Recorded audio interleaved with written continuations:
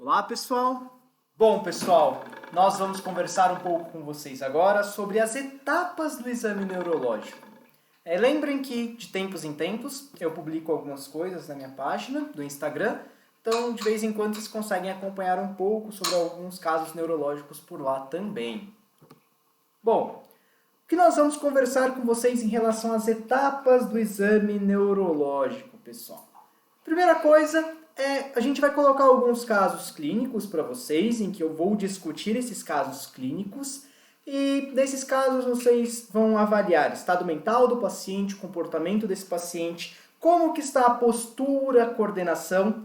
No primeiro momento vocês não vão conseguir avaliar tão bem a questão dos pares e nervos cranianos, mas eu quero que vocês observem o andar, a marcha, se esse paciente apresenta algum tipo de ataxia, se esse paciente apresenta algum tipo de déficit proprioceptivo, que é possível talvez que vocês consigam ver nos vídeos, como estão alguns reflexos espinhais do paciente, o que vocês observam em relação ao reflexo espinhal do paciente, durante a locomoção principalmente, tônus muscular, e tudo bem, e até coordenação em relação ao movimento da passada desse paciente.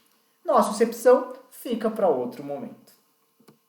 Então vamos lá, pessoal. Esse nosso pequeno paciente aqui apresentado. Notem que durante todo o vídeo nós incomodamos esse paciente, abrimos o olhinho dele, movimentamos, mexemos no focinho, ele responde muito pouco ao toque, ele responde muito pouco à palpação.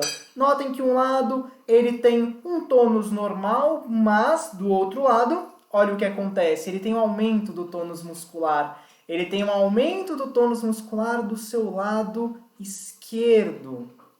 É engraçado que esse paciente ele ficou dessa maneira, segundo os tutores, notem a barriguinha cheia, depois de comer algumas coisas um pouco diferentes. Esse paciente ele ingeriu produtos cárneos, ele comeu carne, ele comeu um pouquinho de churrasco em casa. E bom, pessoal, esse paciente ele chegou com uma clínica que parecia muito mais uma intoxicação, mas uma intoxicação no filhote, muito estranho, principalmente com esse histórico. Quem deu a carne foram os tutores. E o que vocês em casa pensariam agora num paciente filhote super novo, com uma alteração clínica dessa maneira, similar a uma intoxicação, sem que haja necessariamente um histórico de intoxicação? O paciente ele está deprimido, o paciente está em estupor, e esse paciente, pessoal, ele é um mestiço de fila. E os tutores referem que os irmãos dele são enormes, e ele está muito pequenininho. Bom, se vocês forem elencar dentro de algumas possibilidades clínicas, deve ter alguém aí em casa pensando em shunt porte sistêmico. E o que a gente fez para esse paciente? Nós, de imediato, encaminhamos esse paciente para análise por ultrassom. Não vou entrar nesse caso ainda agora, com vocês, com relação ao shunt porte sistêmico. A gente vai fazer um adendo nisso em outro vídeo. Mas esse paciente ele apresentava microhepatia e esse paciente apresentava uma aparente anormalidade de um vaso intraabdominal. Ele apresentava microhepatia, aparentemente uma hipertensão portal e parecia ter um shunt porto-caval. Ou seja, a circulação não passava adequadamente pelo fígado e a amônia que deveria ser transformada em ureia não é transformada. E com isso o que acontece? Você tem um acúmulo de amônia, principalmente nas alças intestinais, e esse seu paciente, ele acaba tendo uma clínica similar a uma intoxicação. Qual é o estado mental desse paciente, pessoal? Depressão. E depressão, logo a gente vai ver que é uma alteração do SARA, do Sistema Ativador Reticular Ascendente. Ou seja, pessoal, esse paciente tem uma alteração de tronco encefálico associada a essa alteração sistêmica, a essa encefalopatia hepática secundária a quê? A um shunt porte sistêmico. Esse paciente lá na frente foi operado. São algumas imagens aqui em relação à alteração vascular que esse paciente apresentava e em seguida a colocação de um anel ameroide nesse paciente para que seja realizada a oclusão não tão rápida, de uma maneira não tão abrupta, mas uma oclusão a longo prazo, a médio e longo prazo desse paciente, para que a gente reduza a chance de uma hipertensão portal, tá certo? Bom, então, já de imediato, avaliamos o estado mental do paciente. É importante que a gente avalie também o comportamento desse paciente, tá bom?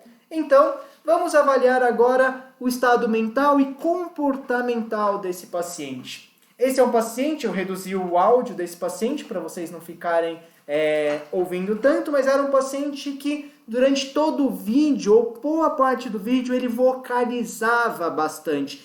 Notem que o comportamento desse paciente não é tão normal. Esse paciente está rígido, a gente fala que ele está numa rigidez extensora. Esse paciente ele apresenta algumas alterações em relação à extensão dos membros torácicos e pélvicos. Lá na frente a gente vai falar para vocês que essa rigidez extensora e essa cabeça voltada lá para cima, o opstótono, é bem característico de uma lesão de descerebração.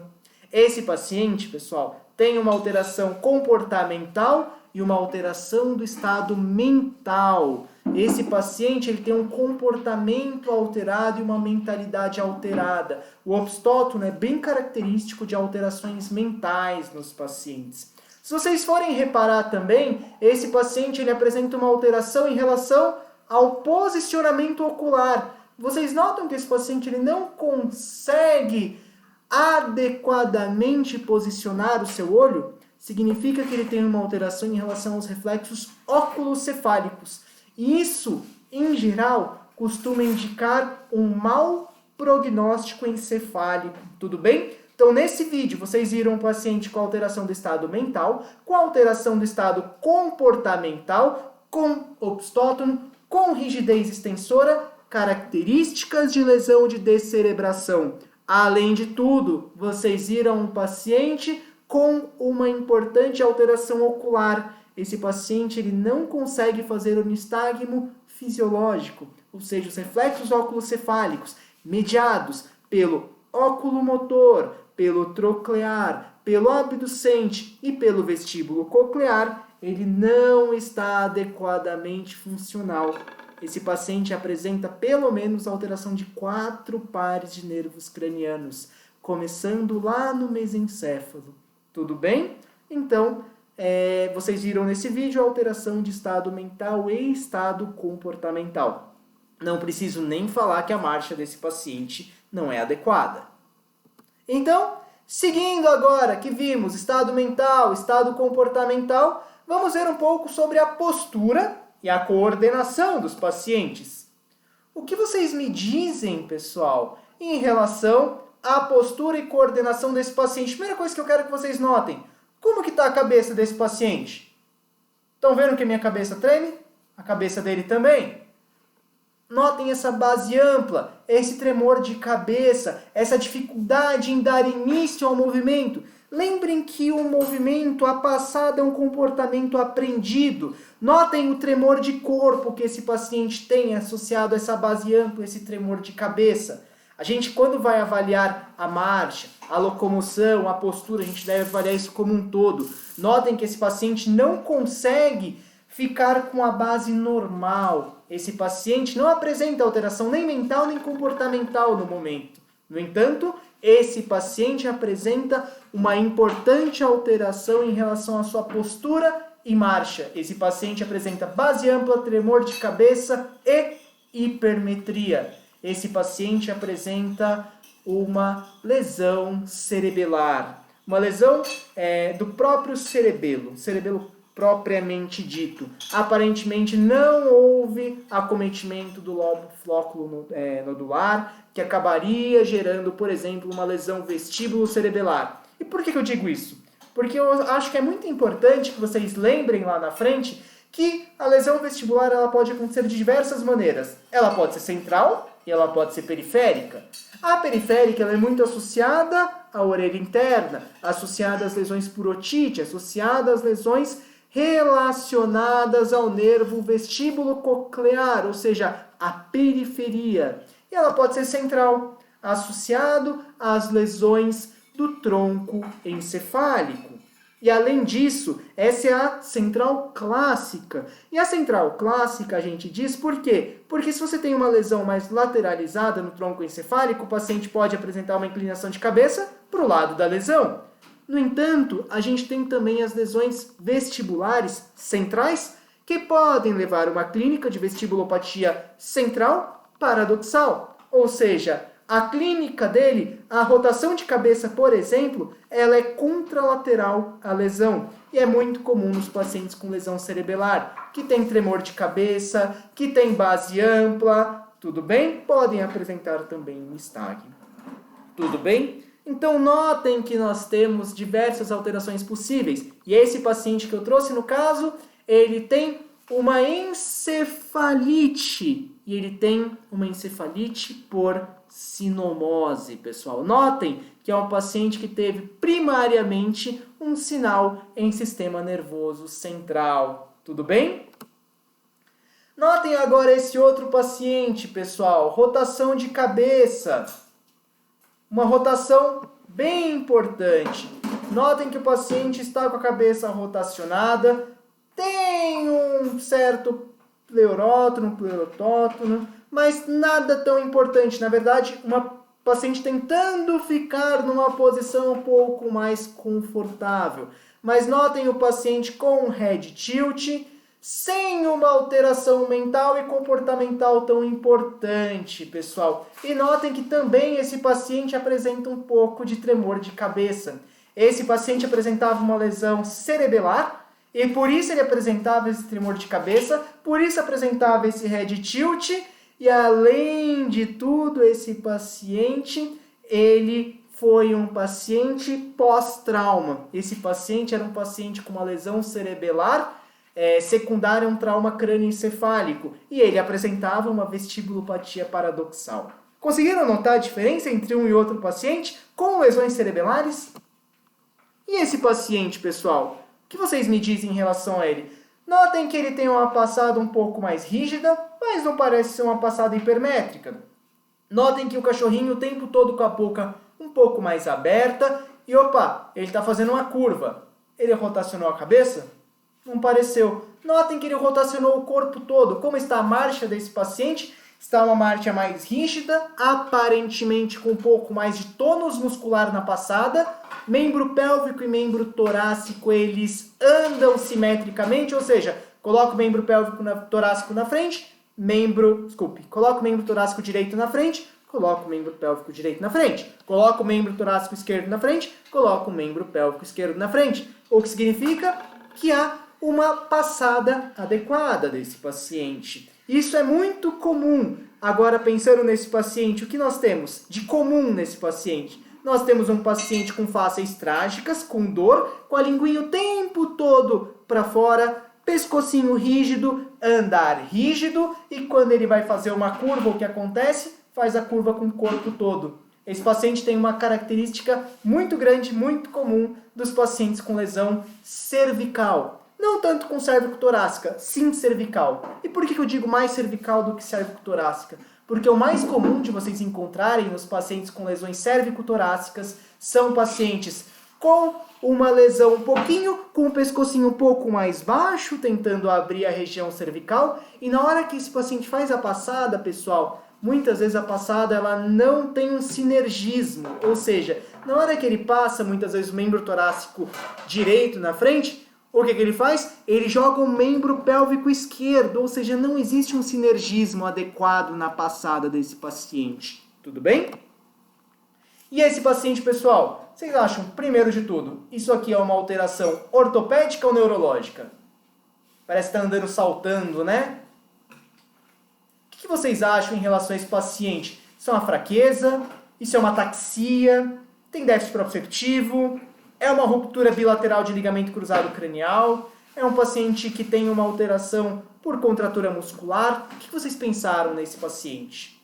Bom, muita gente pensa nesse caso que existe uma alteração de postura e uma alteração de marcha, e eu concordo plenamente. E é por isso que eu trago em seguida para vocês o exame de ressonância magnética desse paciente. Esse é um paciente que apresenta uma extrusão discal. Ou seja, aquele paciente apresentava uma ataxia. E lá na frente, quando eu for falar um pouquinho mais para vocês sobre a ataxia, eu quero que vocês se lembrem que a ataxia existem 3 tipos principais.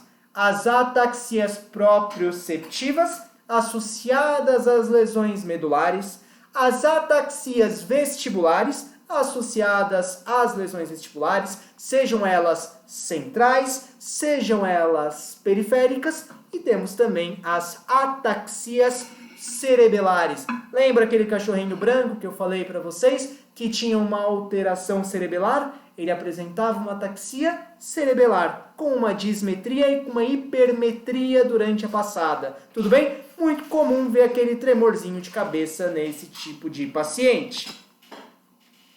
Só para vocês lembrarem, o paciente branquinho com uma lesão cerebelar clássica, com um pouco de tremor de cabeça, e um paciente com uma lesão vestibular central paradoxal aqui embaixo, com uma rotação de cabeça, um pouco de tremor de cabeça relativamente discreto, e esse paciente com uma vestibulopatia paradoxal, por ter uma alteração cerebelar. Vocês vão conseguir em alguns momentos ver que esse paciente também apresenta um pouco de tremor de cabeça. Notem que esse paciente apresenta um pouco até de desequilíbrio associado a não conseguir entender onde está o próprio corpo dele no espaço. Tudo bem? Não apresentam os dois nem alterações mentais, nem alterações comportamentais. Esse paciente, novamente, para vocês poderem comparar, notem a diferença da marcha do cachorrinho visto no vídeo anterior para esse paciente. Esse paciente apresenta uma passada mais rígida, associada a uma rigidez da musculatura por hipertonia, muito provavelmente associada a uma lesão cervical mais alta, uma lesão de neurônio motor superior, que falaremos para vocês lá na frente. Então, por isso, é importante que vocês lembrem do passo a passo. Nós vimos estado mental e comportamental, postura e coordenação, vimos já nos pacientes o andar, vimos um pouco da propriocepção, aqueles pacientes com ataxia proprioceptiva não tinham alterações proprioceptivas. E no próximo vídeo a gente vai conversar com vocês em relação às alterações associadas aos pares de nervos cranianos. Então, até o próximo vídeo, pessoal!